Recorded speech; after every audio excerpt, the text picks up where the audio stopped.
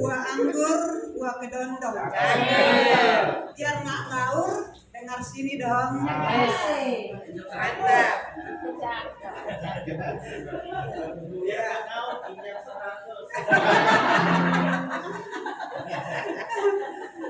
Baik, kami dari tim LPMI menampilkan dulu profil kami yang pertama ya. Ini yang mana nih?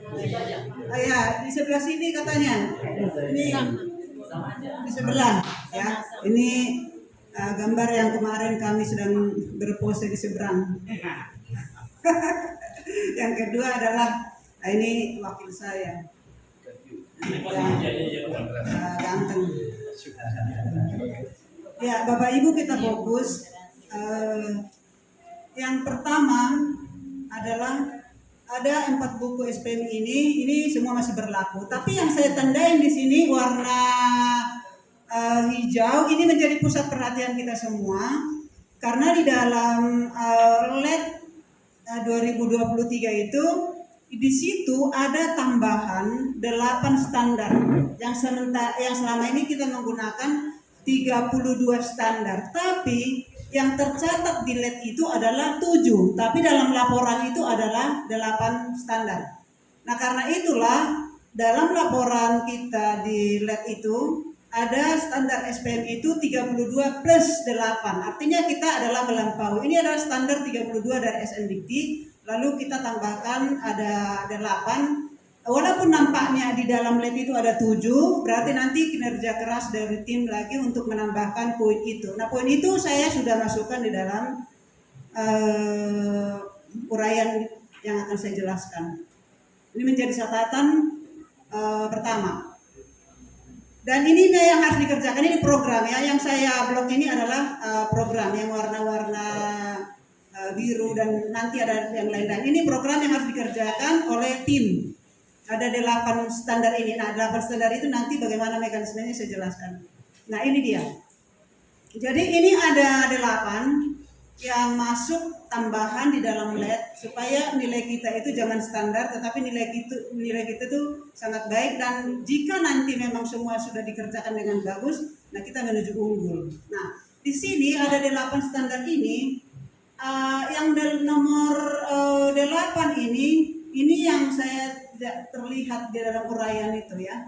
Kalau misalnya ada satu ya, ini ada kehilangan satu ini. Tapi yang jelas ada satu. Nah, kemudian ada dalam pengerjaannya ini nanti tim harus mengerjakan yang harus sesuai dengan standar kita. Itu ada yang sesuai dengan standar kita, itu ada penjelasannya seperti bagaimana standar ini disusun dengan rangkaian visi misinya, definisi istilahnya, rasionalismenya, penyataan standarnya, kemudian strategi capaian, indikator, dan seterusnya. Memang ini harus dikerjakan.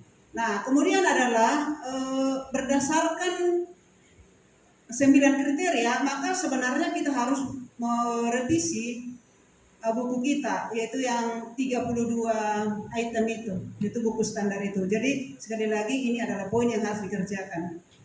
Nah, yang berikutnya adalah kita berharap ada kerjasama di antara kita semua supaya formulir SPM ini lebih banyak dan lebih bisa dipakai dalam proses, termasuk adalah Tridharma dan yang lainnya itu.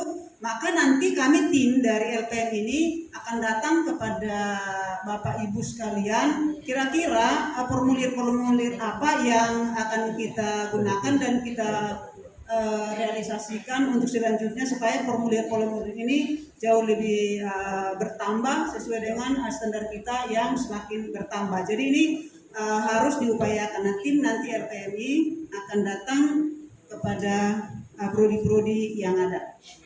Nah, kemudian adalah dalam 9 standar itu kita melihat dari sana Tridharma itu Bapak Ibu itu adalah, pertama adalah pendidikan, yang kedua adalah penelitian, kemudian adalah PKM. Nah, ini yang saya blok ini adalah harus segera dibuat jika belum ada struktur mengikuti aturan standar. Nah, ini selama ini saya berharap di sini juga ada Pak Lewi. Pak Lewi masih ada? Masih pelayanan. Oh iya betul, maaf ya, saya lihat kursinya tadi enggak. Oke.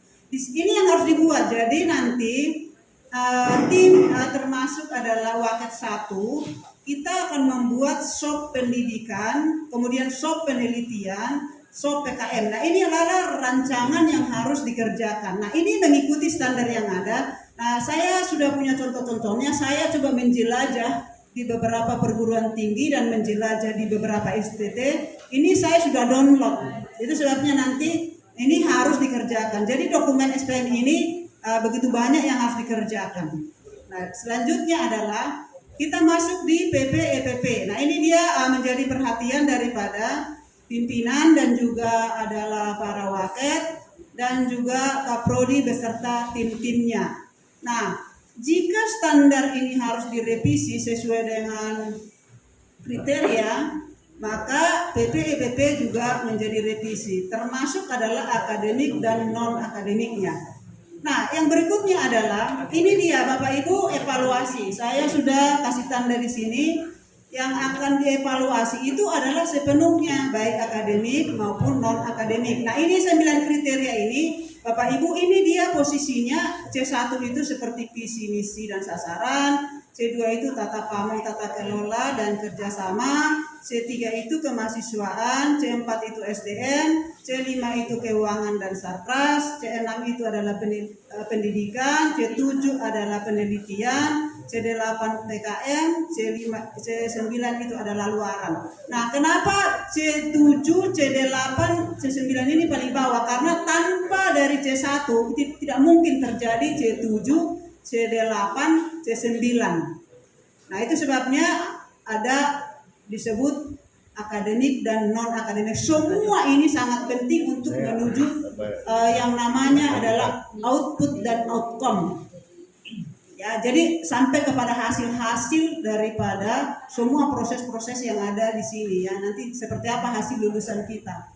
Nah, jadi menjadi perhatian semua para prodi memperhatikan semua poin-poinnya. Jadi satu usulan saya juga bahwa Pak Ketua tetap juga mempunyai waktu untuk mempresentasikan apa rencananya di masa yang akan datang terkait dengan visi, misi, dan sasaran.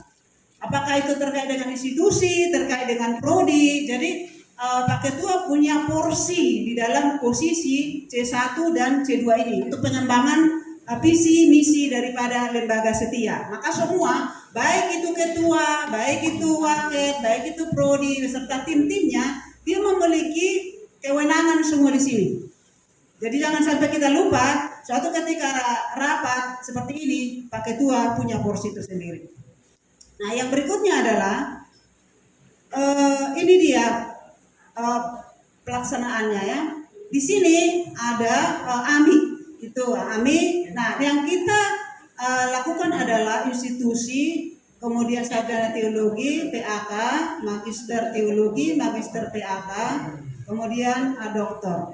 Nah, 2022-2023 ini sebenarnya sudah kita lakukan, tetapi memang masih ada kendala-kendala. Salah satu hal adalah bagian perpustakaan. Saya mencoba untuk berkomunikasi, tapi ini semua data-data belum masuk. Ini salah satu kendala adalah mengapa hasil AMI kita itu belum bisa keluar, karena sama sekali sarpras terkait dengan perpustakaan sama sekali tidak ada di dalamnya. Jadi mohon bidang perpustakaan, unit perpustakaan segera memberikan laporan. Nah, sebenarnya ini sudah selesai, tetapi ya AMI yang sekarang ini, yang artinya adalah yang tahun lalu itu, yang terakhir itu belum bisa. Jadi kami membutuhkan penyempurnaan. Nah, karena itu kami dan semua prodi harus masih menyelesaikan tugas ini.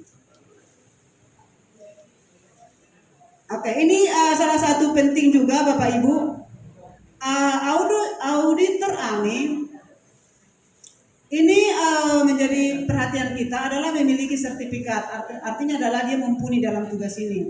Tendik juga boleh, yang jelas dia mumpuni dalam tugas ini.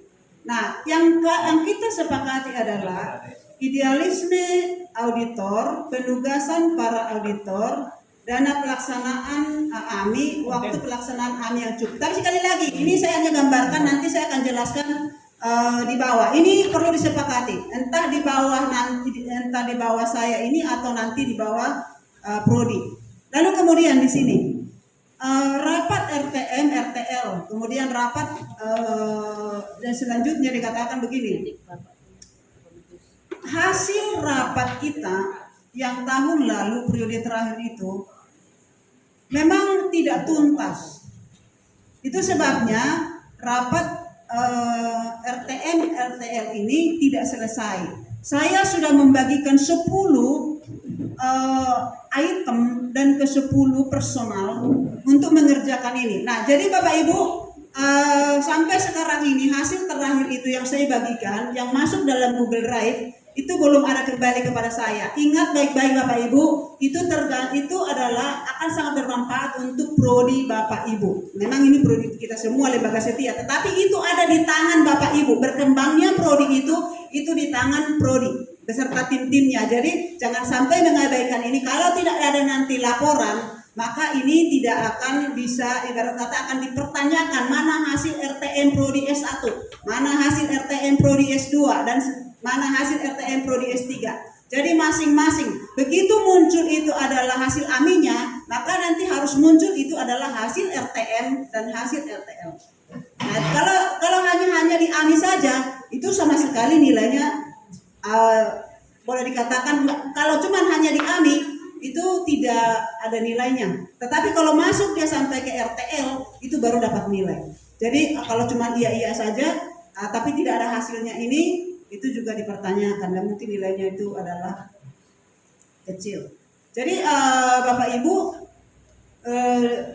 memperhatikan bagaimana kita meningkatkan kinerja. Nah, kalau saya tampilkan sekarang hal-hal itu rasa-rasanya cukup lama. Tetapi yang penting adalah tolong Bapak Ibu tugas daripada LPMI itu dikerjakan. Nah, kita nanti akan balik.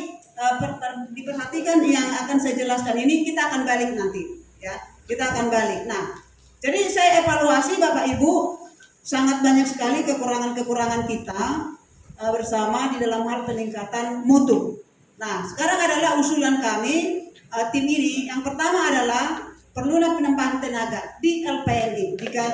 Jika LPMI kita ini jauh lebih maju, karena LPMI ketua dan sekretaris. Jadi kalau misalnya saya dituntut penelitian, dituntut PKM, dituntut mengajar, dituntut juga nanti akan ada perwalian, dituntut lagi dengan kinerja, belum dituntut lagi rapat-rapat, dituntut lagi mengikuti webinar-webinar. Jadi sampai kapan ini bisa kerjakan? Nah, karena itu memang mengerjakan dokumen-dokumen SPMI itu tidak hanya ketua SPMI dan anggotanya, tetapi adalah termasuk Bapak Ibu di prodi-prodi. Tapi lebih banyak ini adalah memang kewaket, karena nanti yang muncul di dokumen SPMI itu adalah kebanyakan waket. Ya, jadi perlunya kerjasama kita semua. Nah, kemudian adalah ruangan. Selama ini saya sudah mengatakan bahwa kita kewalahan, ruangan itu panas.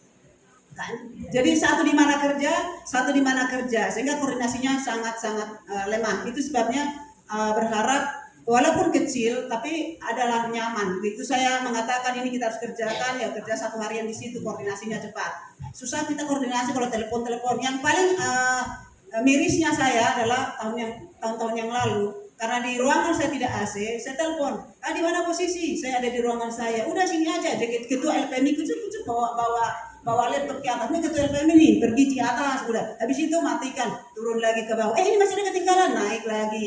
Atau pindah di tempat yang memang sedang berkumpul. Jadi sangat-sangat menurut saya kurang nyaman ya, karena memang ruangannya nggak ada. Lalu kemudian adalah akses jaringan di LPMI itu harus ada, karena LPMI itu selalu mengakses dokumen-dokumen. Nah, yang berikutnya adalah ini usulannya mengundang pembicara yang ahli di bidang SPMI. Bila perlu adalah ada mentor SPMI setia supaya SPMI itu adalah bagus. Karena begini, kalau SPMI saja hanya dipahami oleh ketua SPMI, lalu semua anggota-anggotanya kurang memahami, nggak klop. Jadi ibarat kata bertepuk sebelah.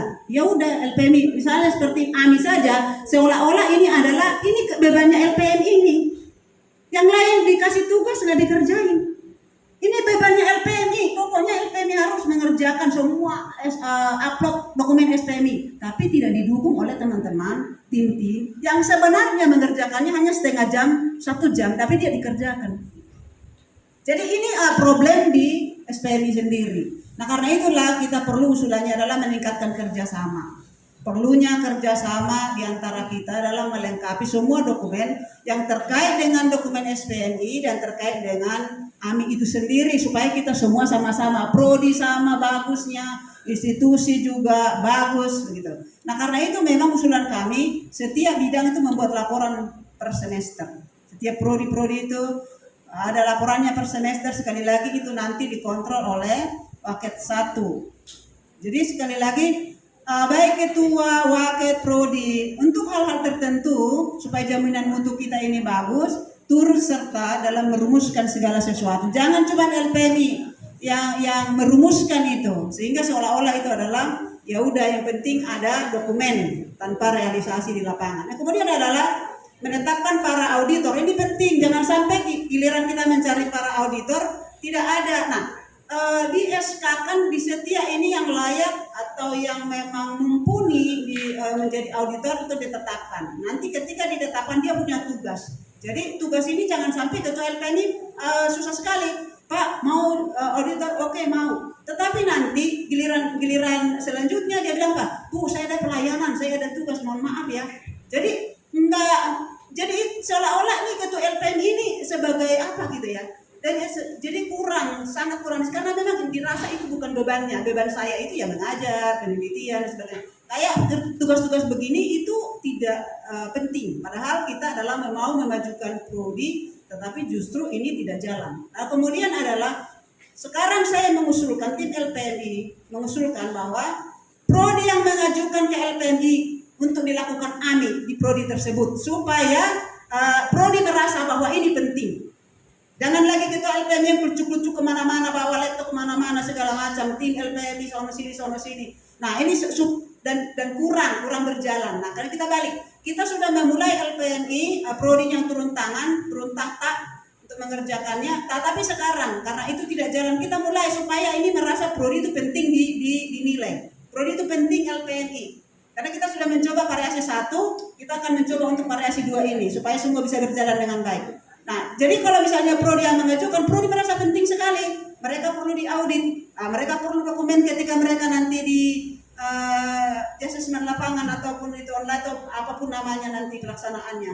Jadi prodi membutuhkan itu supaya dokumen mereka layak mereka nanti untuk mendapatkan nilai yang lebih bagus.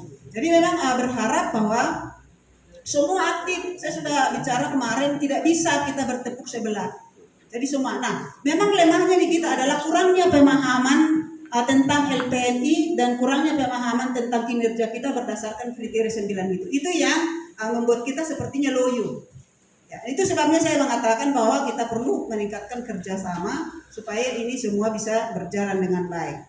Nah, kemudian program kemarin saya sudah sampaikan. Nah, tentang anggaran, nanti pelaksanaan AMI oleh prodi silahkan membuat anggaran. Terserah. Kemudian adalah pembicara kita akan mengundang, ini tergantung pembicaranya, tapi minimal ini sekali datang kira-kira 1 juta itu minimal ya. Kita akan mengundang misalnya seperti Pak Hisar gitu ya, saya bisa pergi ke kantornya untuk membicarakan hal-hal yang terkait dengan itu. Kalaupun ada mentornya adalah itu jauh lebih bagus. Mentornya LPMI itu entah siapa yang bisa, memang itu butuh biaya, tapi saya kira kalau kita ada banyak pendekatan, dia tidak perlu datang setiap bulan, tapi semua yang berkembang di pendidikan itu bisa kita komunikasi dengan beliau, karena selama ini saya mencari orang-orang yang selalu tahu tentang masalah LPM ini. Memang dengan Pak Markus Oci itu saya benar-benar sangat bagus sekali, karena untuk saya bagus adalah begini, setiap saya WA dia akan jawab, setiap apapun yang menjadi pertanyaan saya dia selalu jawab dan sangat care apapun yang saya tanya. Lalu kemudian saya tanya beberapa teman-teman seperti Pak Jeffrey, apapun yang saya tanya dia selalu care. Bahkan kalau saya telepon sebentar aja dia bilang, "Maaf saya telepon." Oh iya silakan Ibu telepon. Lalu saya telepon lagi misalnya seperti Pak Anen, dia memang sibuk sangat care kalau saya telepon. Tapi kalau bisa kita punya mentor. Nah ini usul saya, mentor ini adalah tidak selalu datang, tetapi kita bisa bertanya, bisa komunikasi, bisa ada peningkatan-peningkatan. Jangan LPM itu sendiri diam tanpa mendapatkan informasi-informasi yang akurat tentang bagaimana jaminan mutu di pendidikan. Nah, kemudian adalah kita juga akan mengikuti pelatihan-pelatihan, dan saya mengingatkan lagi, kemarin Pak Ketua mengirim sejenis shop untuk mengikuti undangan, ya, ada undangan bentuknya shop. Jadi ini besok kita akan mengikuti. Nah, jadi kita akan mengikuti itu. Salah satunya memang belum mendaftar, itu kelompok itu 1 juta, kalau per orang itu 200.